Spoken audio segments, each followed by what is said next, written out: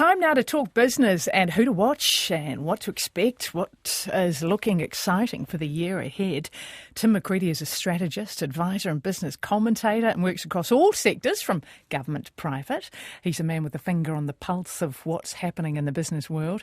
He's also an expert on the custard square, but that story is for another day. Welcome to the studio, Tim. Kia ora. Thanks for having me, Anna.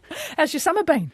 Oh, it's been a great summer. Hasn't the weather recently been fantastic? And I think, like a lot of people, we got to the end of the year, I was desperate for a bit of a break. And it's amazing what a bit of downtime and a bit of vitamin D can do to you. A lot of time spent in the sun. I've been mostly in Auckland. And as you would know, the best time to be in Auckland is during the summer when everybody else leaves. I know. This is why I love doing this show, because everyone disappears. They all go off and you basically have the city, well, not to yourself, but I certainly have my local beaches to myself. It's a lot quieter. So it's been really nice. A lot of time spent in the water, a lot of time around barbecues, and a lot of SPF 50 being applied. Good man. And covering up, put that hat on. Absolutely. And can I say, I've been loving Summer Times. It's great to be on here, but I've been loving the road trip series.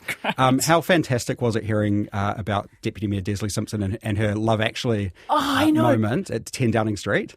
Incredible, was it? Deputy Des. So she found it, for those who haven't seen it, you can actually go onto the RNZ website and search up Road Trip Desley Simpson. She talked about this great time when she got to number 10 Downing Street. And if you don't know Deputy Des, she loves her music and actually is quite an accomplished musician. And she danced and sang at the top of her voice, didn't she? She shared some pictures on her Facebook page of her up in the studio with you. And so well done to both of you on your dancing skills. But no, I like that. The other one that I was quite surprised at was the Police Commissioner, Richard Chambers, and his picks for the road trip. Because, I mean, I would not have expected Mr. Bean to be a choice of anyone on a road trip. But there you go. No, I know. Wasn't he interesting? He was very interesting. Had some really interesting song picks as well. Was Richard, did Richard Chambers. Funny enough, the police... Sting didn't make a mention. No, well, you never know. But some other very good song choices. So you can actually check out the Summer Times road trips if you pop onto the RNZ website. But hey, Tim, you are here to talk business. And there's been a lot said about the economy picking up this year. What is your read of the situation? It's been a couple of tough 2 years for businesses in New Zealand and internationally. I think, like myself, coming back from a holiday, there is a bit of an excitement, a bit of buzz in the air, because people are really hopeful that this year is going to be a lot better. And when you look at the economic indicators, the things that the banks are putting out, or the government reports that we're seeing, the numbers are heading in the right direction. So things are getting better.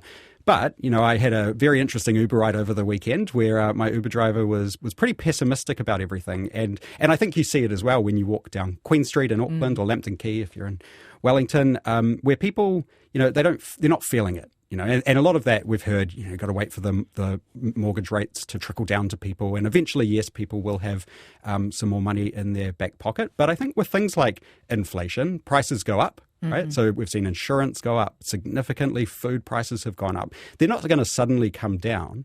And people's wages, they haven't kept pace with the rate of inflation. So I think I like to compare it to, if you're stuck in bed for 2 weeks sick, right? You're lying in bed. Then suddenly you wake up one morning and you're feeling a little bit better. You can get out of bed. You're not ready to run a marathon yet, right? But you're feeling a little bit better. I think that's sort of where we're at the moment. Right. We're feeling better, but we're not good yet. Right. We're not ready to get cracking. Okay. But how will the election, because that often has a little bit of people are a bit more guarded, aren't they, in an election year? That's right. Yeah, it's election year. And whenever there's an election year, it creates uncertainty. And especially when we're in a situation like we're at right now, where actually it's really unclear who's going to win the election. It could go either way. And I think businesses, the thing that they hate the most is uncertainty.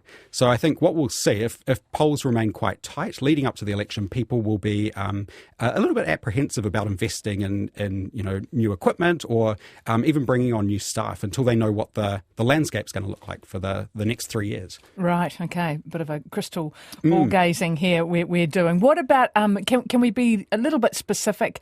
I mean, Deputy Desley Simpson talked about the CRL link. How of an impact will that have? How much of an impact will that have? Yeah, the City Rail link I think is going to be really interesting in several ways. We all know that it's going to make travel into the city a lot easier. There'll be trains every sort of 3 to 5 minutes during peak times. But what that does is it means that the city actually becomes smaller because the number of people that can get into the city within 30 minutes grows significantly. And what that means for businesses is that suddenly the ability to attract skilled people that might not have considered coming into the city, suddenly that becomes a lot easier. So things like that. Also the ability to get around town for meetings. One place that a lot of Auckland business people find themselves at often is the Quarters Hotel up in Auckland. It's a significant venue for conferences and events, but it's at a really tricky place to get to. Is that the one up by the Auckland University? It's it's sort of on the corner of Simon Street and K Road. It's right up there. Yep. And so when you're coming from downtown, if it's peak hour, like if you're going for a gala dinner, for instance, it can take you... I go to so many of those. See you there all the time. But it can take you 20 minutes or even longer in peak traffic. But what the CRL will do is it'll mean you can get there in about 5 minutes, which will be a real game changer. And they've just gone through a massive refurb of their event space. And as someone who MCs a lot of conferences, I'm really looking forward to some of these new spaces that are going to be opening up in the city for conferences and things like that. What about, in fact, yes, the International Convention Centre is going to make a huge impact, isn't it? The International Convention Centre, yes. We've been waiting on this for a very long time. You remember in 2019 there was that fire and then there was COVID, and so things slowed down. It was originally meant to open in 2020 when New Zealand was going to host the APEC CEO Summit. Yes. Of course, that went online, but it is opening. It's opening next month, and actually its very first, or one of the very first events is happening right now. I'll be heading along after we wrap today for the State of the Nation address by the Prime Minister.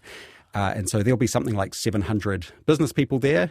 This will be, to be honest, I think a lot of people are going along just to check out the new convention centre and also to network with each other after people have been away on summer holidays. The Prime Minister will also be there giving an address, so that's kind of a side thing that'll be going on. Right. What about out of Auckland? Because we go around the country here. Tim, yep. What else is happening around the country? Yeah, well, there's I think there's a lot of, even in terms of new infrastructure, there's the new Christchurch Stadium opening, and so that'll have significant benefits as well with people travelling, and everyone that travels, they need accommodation, they need to buy a coffee, they need to go to restaurants, all of that sort of thing. So we're going to see massive inflows. The other thing that I saw just recently out this week by the Chinese state TV, they said that in the data that they're seeing, New Zealand is the number one destination for Chinese travellers over this coming Chinese New Year. So, which is pretty impressive, and a lot of that's because of the new airline routes that have come online, easier situations around visas. So I think right across the country, we can expect to see a real influx of tourists. Throwing you on the spot here, but do you know, generally, do the Chinese tourists, spend longer here, or is it more organised tours? Or I think increasing in the past, a lot of organised tours. Increasingly, independent travellers, Chinese travellers are much more confident in travelling. There's a lot of New Zealand has become much better at hosting Chinese tourists, so we'll see a bit of a mix. But it's just great to see that level of interest. And then there's all sorts of other, we're seeing a lot more concerts coming back online. How good was it to have Ed Sheeran here? He's travelling around the country. That's going to be great for the economy as well. Yeah. Just getting back to the International Convention Centre, I mean, that's just not beneficial for Auckland, is it? It's for the entire country. Absolutely. Yeah. And one of the things that businesses are thinking about when it comes to big conferences, sure, there's these great conferences that are going to come to town. We've got, I think the convention centre has over 100 booked in for the year ahead. But what this means is we'll attract people to the country that wouldn't normally come here. So for instance, if we have a big medical conference, we'll have some really highly skilled medical people that come to New Zealand that might then meet with organisations, businesses, academics here in the country, which will be great for sort of the long-term opportunities for New Zealand. Oh, and actually, do you mind if I give a quick birthday shout out? Oh, no. There's birthday calls here on RNZ National Summer Times. No, there's a significant birthday in business this week. Okay. Okay, so this week... Although it's not mum or dad, right, okay, sure. No, the Auckland Business Chamber, I mentioned them briefly, they're hosting the State of the Nation today, but they turn 170 years old this week. Wow, okay. So that's actually, they were formed before we ever had even a Premier or Prime Minister in the country. Just in the weeks leading up to us having an official sort of government, the businesses of the day came together because they realised they needed to influence the incoming government. So 170 this. That's quite remarkable, isn't it? Gosh. That is. We had Tenby Powell on, who received a New Year's honour at the beginning of the program today, who talked about business, and he talked about women in business. I don't know whether you heard the interview, but talked about. Oh, did you? Yeah, and he talked about the we need to see more women in business, and they'd done some research over on. ABAC, I think it was, and around the Asia Pacific nations, about women leaders. They lead differently and are actually a lot more, what's the word I'm looking for? Well, basically they're a lot better than men. The results are a lot better. Do you, I mean, is it something that you've noticed in business? Sorry, it's putting on the spot here, Tim. No, absolutely. If you look at things like the Deloitte Top 200 Awards, which celebrates, the biggest companies and the biggest executives in the country, increasingly we're seeing women in those roles, and they're having a big impact. In terms of governance, the caliber of the directors that are women is very impressive. And if you look at, for instance, the banks in New Zealand, they're run by their CEOs are women. Oh gosh, yeah, they right? are successful. Yeah. I don't know how that word escaped me, but yes, the women leaders are more successful. They lead differently. Okay, right. Tell us a little bit about new businesses or is there a particular we should watch out for? Yeah, there's a couple. I mean, I think everyone knows about Rocket Lab. It's going to be a big year for Rocket Lab with their Neutron rocket trials. If that goes well, significant new opportunities for them. Holter, and New Zealand as a result. And New Zealand, yeah. They have a massive presence here in New Zealand. We've got the Mahia Peninsula where rockets are launched from. Also, Holter, exciting company. You may have come across it. They've got smart collars for cows, which is really game-changing. They're expanding significantly. And another small company that's just caught my attention is a company called Captivate Technology. And they're a spin-out from Massey University, and they've created a energy-efficient smart sponge that can capture carbon dioxide from things like factories. Right, and so wow. It's using the same fundamental technology that got the chemistry Nobel Prize last year. So what's really exciting about that is it's some tiny pellets that can you pass gas through, and it only captures carbon dioxide. It lets everything else through, and then that carbon dioxide can be repurposed and used for other things rather than just polluting the atmosphere. And so they're going really well. They've done some pilot trials here in New Zealand, and this year they'll be for the first time they'll be used in industrial scale in Canada, where they'll be able to capture around 4 tons of carbon dioxide per day. So really unknown, sort of under the radar company, but really exciting this year to look out for. And what was that called again? Captivate Technology. Captivate Technology. Are you seeing a lot of companies in this particular space doing really well in New Zealand and growing in New Zealand? Yeah.